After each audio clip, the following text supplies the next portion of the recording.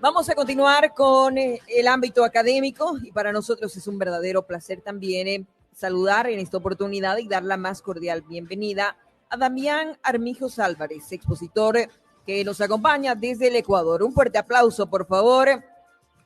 Él es abogado de los tribunales y juzgados de la República y licenciado de Ciencias Políticas y Sociales de la Universidad Cuenca, Ecuador. Es especialista superior en Derecho Constitucional y magíster en Derecho Constitucional por la Universidad Andina Simón Bolívar.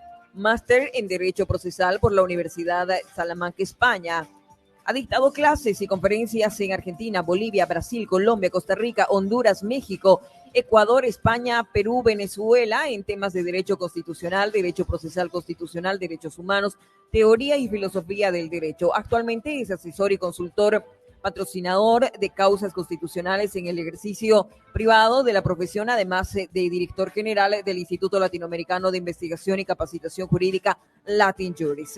Para nosotros es un verdadero placer poder recibir con un fuerte aplauso y darle la más cordial bienvenida a Damián Armijos Álvarez de Ecuador, quien en esta oportunidad nos expone el tema fundamentos del derecho procesal constitucional. Le damos la más cordial bienvenida al doctor Damián Armijos. Muchísimas gracias por acompañarnos, con un fuerte aplauso. No sin antes mencionar a todos los estudiantes, por favor, y a todos quienes están en este momento de manera presencial, que se les recuerda que la participación es muy importante. Los certificados se entregarán a quienes solamente registren su ingreso y su salida. La planilla de registro de salida aún no está habilitada, así que les pedimos, por favor, tomar sus ubicaciones respectivas para continuar con cada una de las exposiciones. Les dejo con el doctor Damián Armijos Álvarez.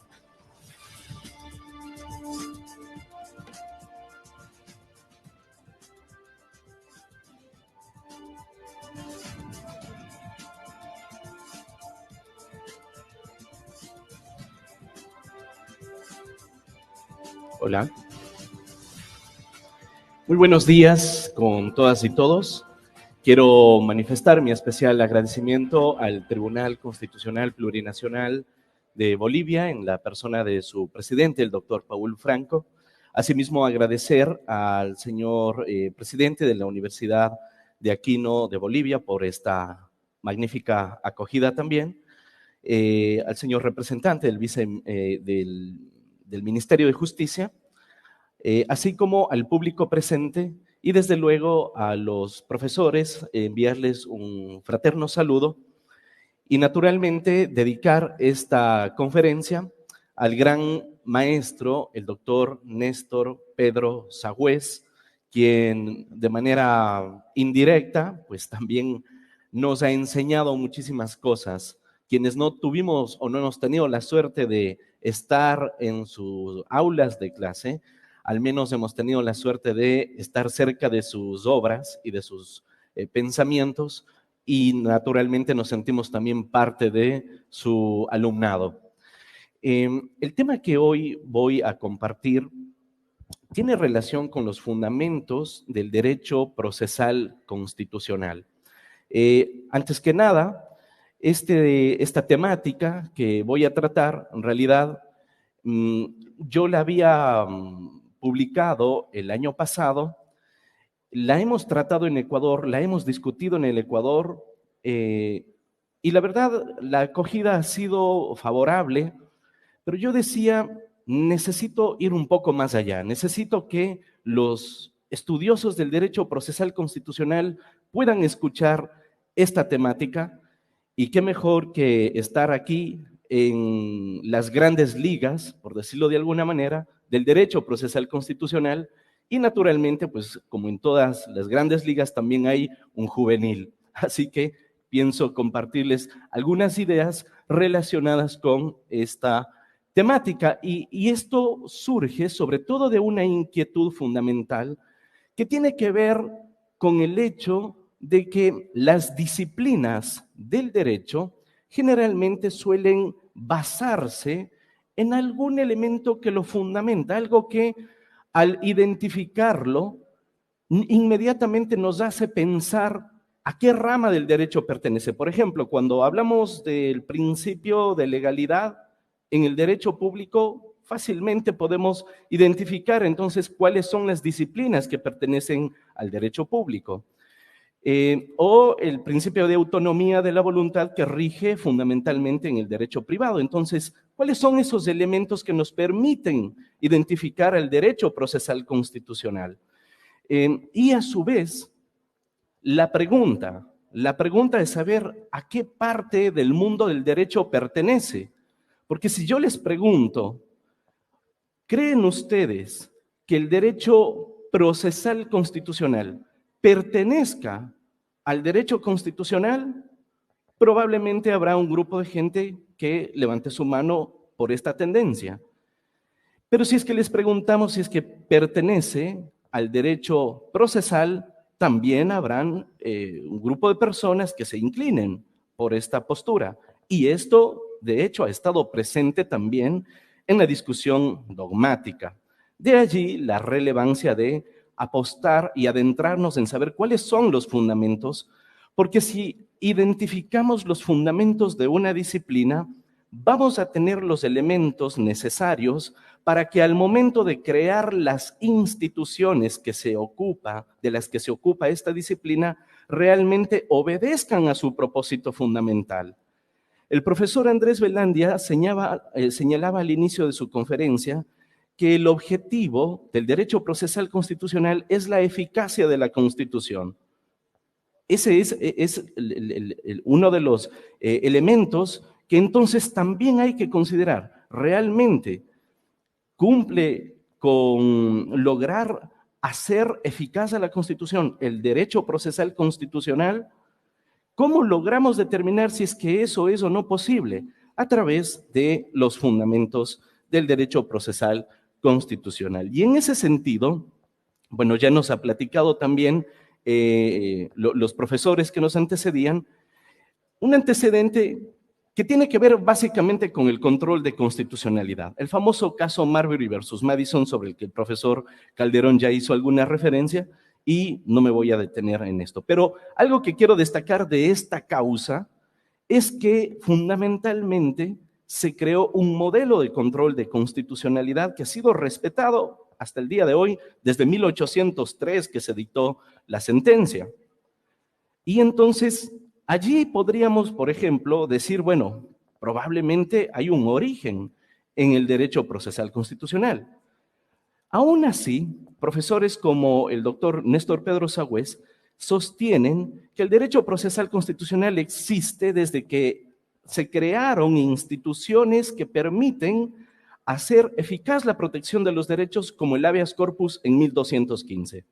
Entonces, claro, hay una tendencia a pensar que el derecho procesal constitucional se integra por los procesos constitucionales, y hay otra tendencia que se inclina por pensar que el derecho procesal constitucional se ocupa del estudio de los modelos de control de constitucionalidad.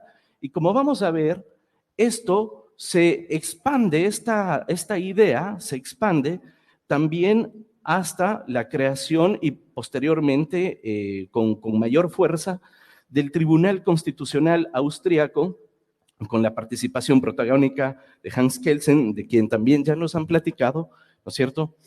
¿Y qué es lo que decía Hans Kelsen en 1928 en la garantía jurisdiccional de la Constitución? Fundamentalmente, él pensó que el Tribunal Constitucional tenía que ser un legislador negativo, que su participación se limitaba a sacar a las normas del ordenamiento jurídico. Es decir, Hans Kelsen pensó en el modelo de control de constitucionalidad y no necesariamente en un derecho procesal constitucional. Sin embargo, juristas como Niceto, Alcalá Zamora y Castillo sostienen que fue Hans Kelsen el creador del derecho procesal constitucional. En esa misma línea está el profesor Héctor Fix Zamudio.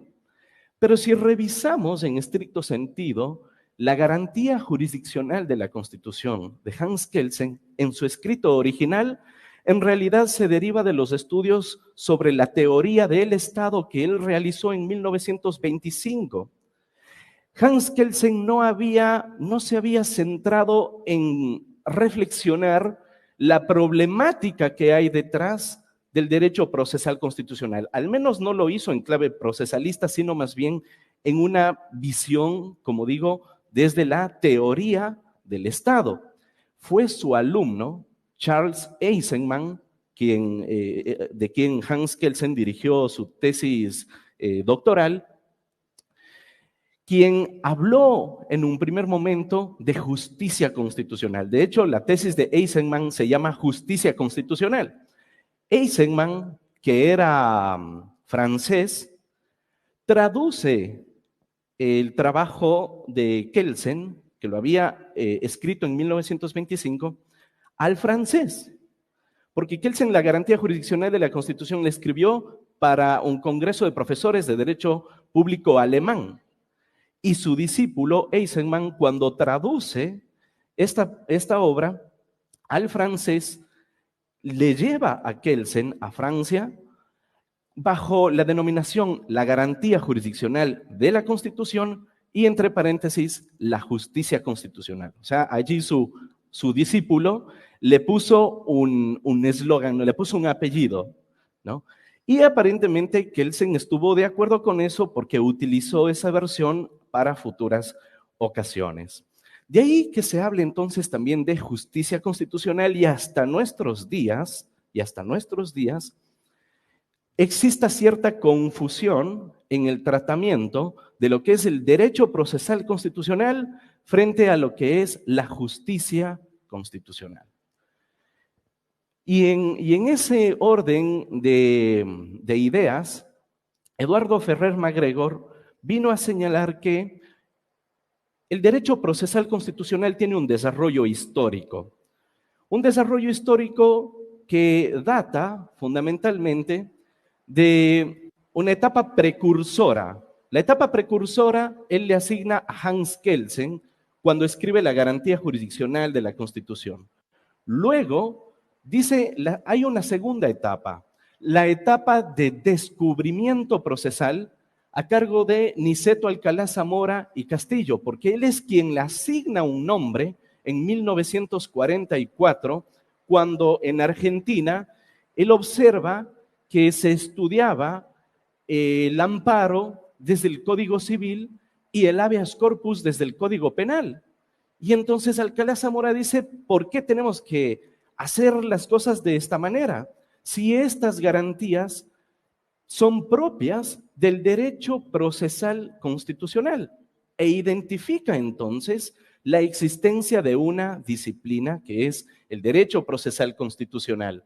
Y claro, Alcalá Zamora fue de Argentina a dictar clases en la UNAM y fue maestro de Héctor Fix-Zamudio, ¿no es cierto?, que siguiendo la tendencia de Alcalá Zamora y Castillo continuó con los estudios de derecho procesal constitucional. Por eso, Ferrer MacGregor asigna a Héctor Fix-Zamudio la etapa de desarrollo científico, ¿cierto?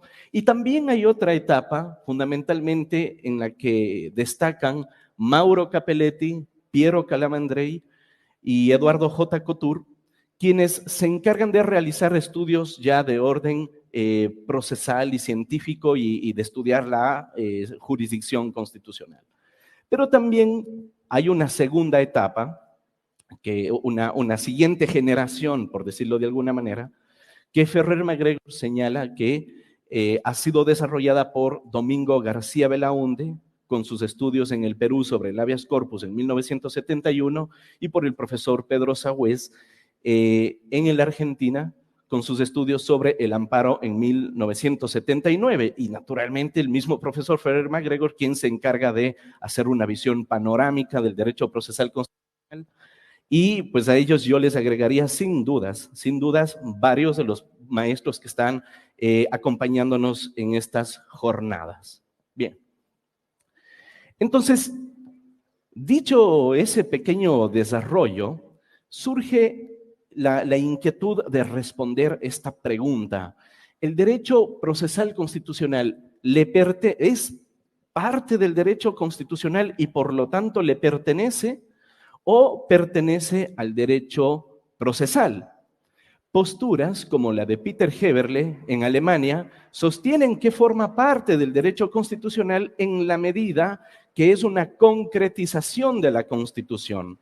También hay posturas en esa tendencia que señalan que el derecho procesal constitucional obedece a la hermenéutica propia del derecho constitucional y por lo tanto se expande a través de esta. Y también hay posturas que señalan que el derecho procesal constitucional depende o pertenece al derecho constitucional en la medida que las garantías constitucionales están previstas en el texto constitucional, ¿cierto?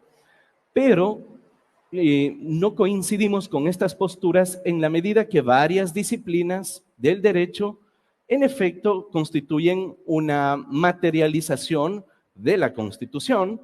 Asimismo, varias disciplinas están previstas por el texto constitucional y no significa entonces que ellas pertenezcan al derecho constitucional. Y también la interpretación en el ámbito procesal constitucional no es estrictamente la misma que la que se sigue en la teoría del derecho constitucional en estricto rigor. Por eso disentimos con que el derecho procesal constitucional sea una disciplina dependiente del derecho constitucional. Y sobre la postura de que el derecho procesal constitucional le pertenece al derecho procesal, lo que se ha mencionado al respecto es que el derecho procesal en general se encarga del estudio de la jurisdicción y de cómo ésta se ejerce en el Estado. Esa es la postura de Vicechandía.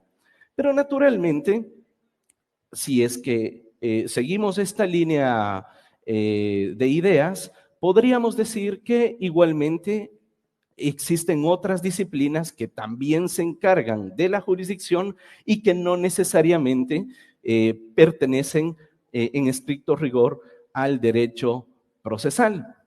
De tal manera, entonces, que existen, además de estos elementos, también otras cuestiones que ayudan a fundamentar el derecho procesal constitucional, que es lo que nos comentaba el profesor Emilio Camacho, la dignidad de las personas, ¿cierto? Y fundamentalmente el reconocimiento de los instrumentos de derechos humanos y del bloque de constitucionalidad ha hecho del derecho procesal constitucional que se ocupe de un objetivo nuclear, que es la protección, la tutela y la reparación de los derechos fundamentales. Por eso es que considero que el derecho procesal constitucional en realidad se alimenta de estas tres disciplinas, del derecho constitucional, del derecho procesal y del derecho internacional de los derechos humanos. Las principales vertientes del derecho constitucional sobre el procesal constitucional son la supremacía constitucional, la rigidez, la fuerza normativa de la Constitución y su aplicación directa. Voy mencionando rápidamente esto porque el tiempo está encima. Es importante tener en cuenta todos estos elementos al momento de identificar cualquier proceso constitucional, cualquiera que sea, necesita tener en cuenta estos elementos. No podríamos en un proceso constitucional prescindir de la supremacía de la Constitución. Tampoco podríamos, por ejemplo, en los dictámenes de constitucionalidad, que es lo que sucede en el caso ecuatoriano, que cuando se va a realizar algún cambio constitucional, es importante que se respeten los procedimientos previstos por la Constitución, porque si es fácilmente modificable, entonces esa Constitución no juega un rol importante dentro de ese país y hacer respetar esa rigidez a través de procesos constitucionales orgánicos ayuda entonces a mantener esa supremacía constitucional y esa protección que tiene la Constitución como norma suprema. Asimismo, la importancia de la fuerza normativa. No tiene sentido que la Constitución establezca algo que solamente puede ser considerado una mera declaración. Esto debe de trasladarse a la práctica que se logra a través del derecho procesal constitucional. Y asimismo, la aplicación directa. No hace falta que exista desarrollo infraconstitucional para asegurar el respeto de los contenidos de la Constitución. Ahora, ¿cuáles son las vertientes del derecho procesal respecto del derecho procesal constitucional? Clásicamente, el derecho procesal se encarga de la acción, jurisdicción y del proceso. Pero en el ámbito procesal constitucional hay variantes tan importantes que hacen que la generalidad que se aplica en la acción, la jurisdicción y el proceso, pues definitivamente caractericen de tal manera el derecho procesal constitucional que lo separan, lo apartan del derecho procesal en general. Veamos. Acción, por ejemplo, en la acción, en el derecho procesal en general, se necesita tener en cuenta la legitimación en la causa, la legitimación en el proceso. En el ámbito procesal constitucional, al menos en el diseño ecuatoriano, eso pierde relevancia. Decir que esos elementos pierden relevancia para el derecho procesal en general es un crimen.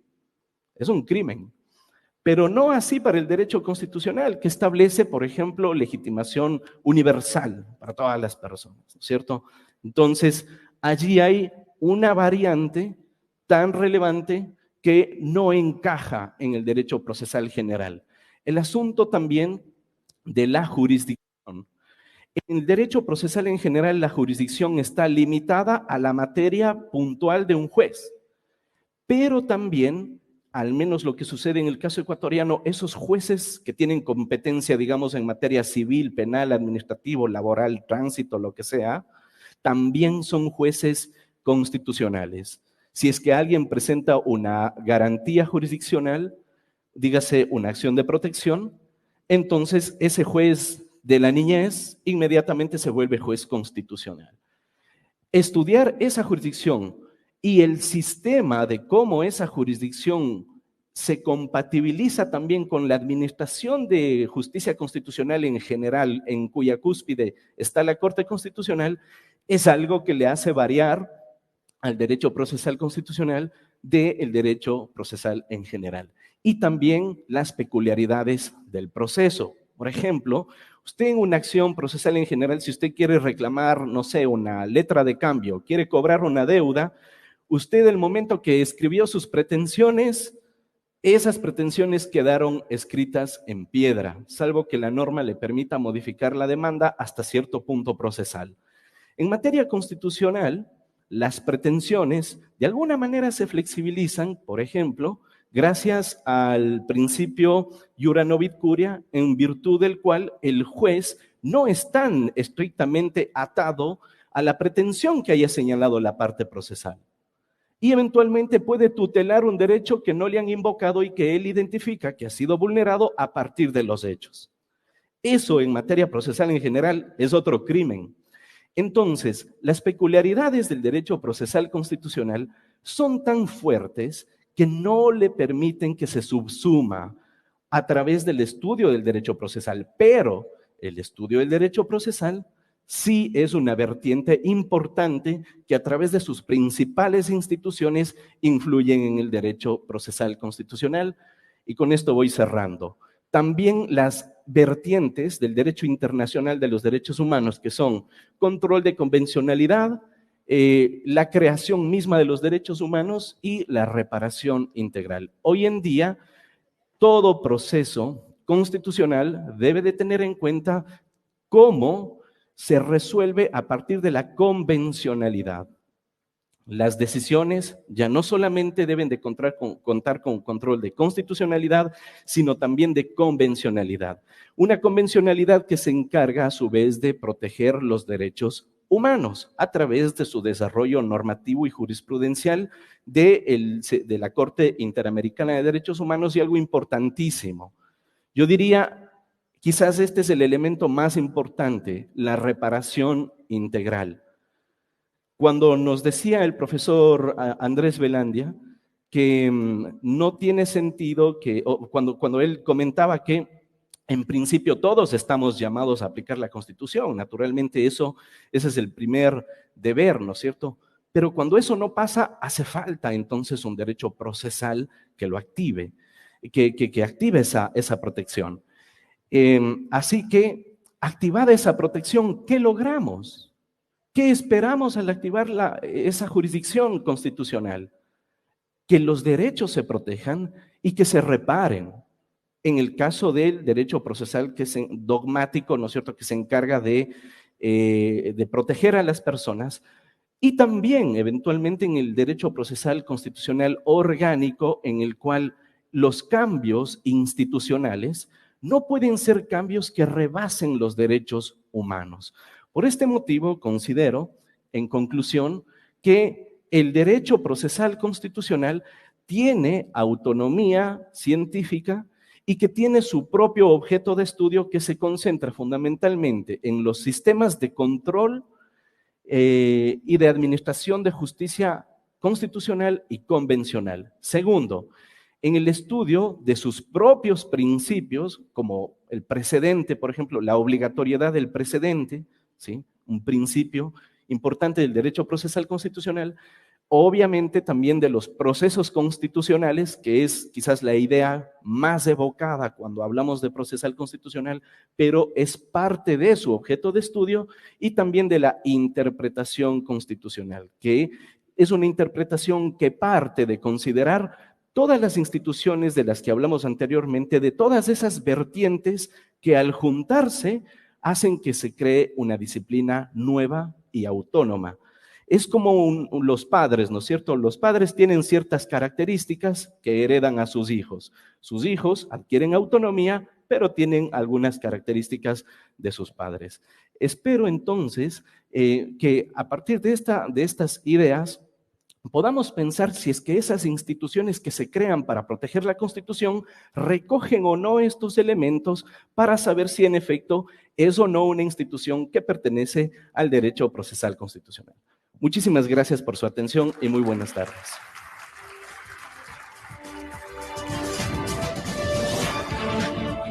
Muchas gracias. Agradecemos por su participación al doctor Damián Armijos Álvarez. Le invitamos por favor a pasar adelante y para que la magistrada electa por el departamento de Cochabamba, la doctora Karen Lorena Gallardo Cejas, pueda realizar la entrega del reconocimiento a tan destacado expositor que hoy nos ha honrado con su presencia.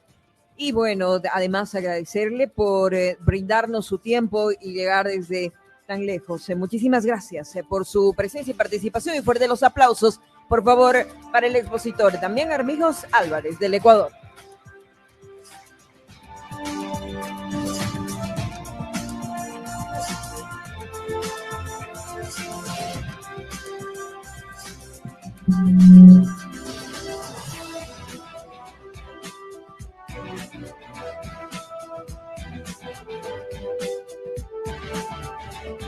Bueno, Patricia, creo que con esto hemos llegado al final de la primera parte, el primer eje del cuarto Congreso Internacional de Derecho Procesal Constitucional. Nos sentimos realmente muy honrados al público asistente de poder habernos hecho compañía en este espacio. Queremos agradecerles precisamente a todos por habernos acompañado. Gracias, Marco, por tu compañía. Ha sido un verdadero placer pues estar en este espacio académico y compartir los micrófonos contigo.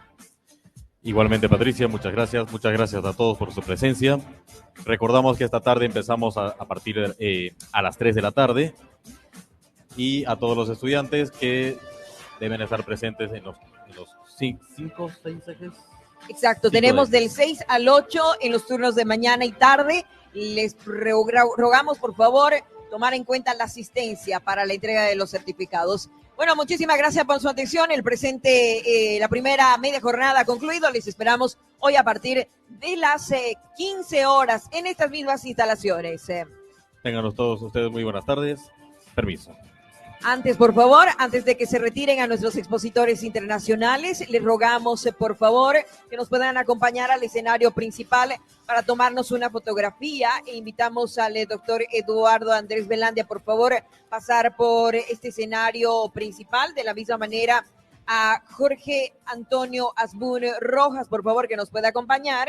Invitamos también a Emilio Camacho Paredes, el doctor Carlos Alberto Calderón Medrano y al doctor Damián Armijos Álvarez. Muy bien, se procederá con la fotografía respectiva de este primer eje denominado Derecho Procesal Constitucional.